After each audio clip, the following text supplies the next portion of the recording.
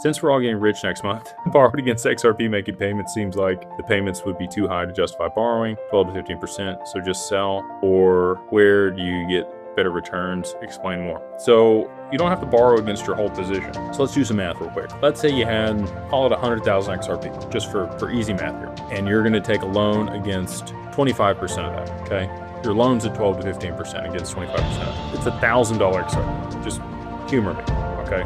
So you got $100 million, you're gonna borrow $25 million. The LTV on that's, call it, 80%. So you're able to borrow $20 million at low end. We'll do 12%, that way it's monthly payments. So 12% would be 1% a month of 20 million. It'd be $20,000, $200,000 a month. The rest of your XRP, the $75 million worth of XRP that you would have, could be put to work at, call it 4%. Very conservative, low returns.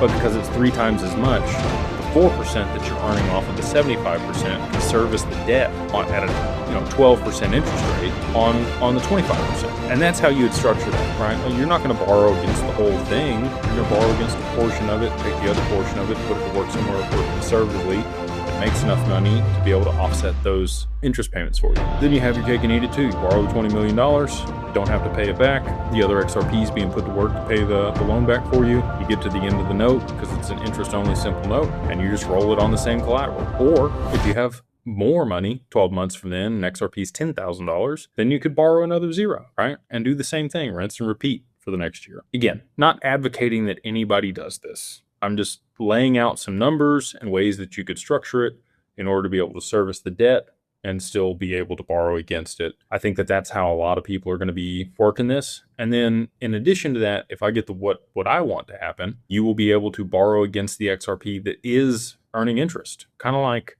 taking a HELOC out on a rented home, right? So if somebody's in the home, you borrow against the equity in that house, they are making payments to be able to rent the home, you're using that to service the debt, free money, right? So that's the dream, is you're able to put your XRP to work in liquidity pools or other DeFi protocols and then borrow against your interest in the liquidity pool or the DeFi protocol. And it's spitting off 8 to 10% a year to be able to service the debt for, what you borrowed against, tax-free. And then you could do your whole bag, right? But if it can't be authenticated and you can't borrow against your interest in the liquidity pools or the DeFi, then it's probably going to need to be separated out. And you're probably going to need to be a little bit more strategic about how much you're borrowing against and how much is being put to work. And again, if you want better people than me, I know enough to get in trouble, you should speak with Digital Wealth Partners. We have 30 advisors over there. All of them are licensed and trained to be able to work with people in this capacity to make sure that you're making the best decisions for you and your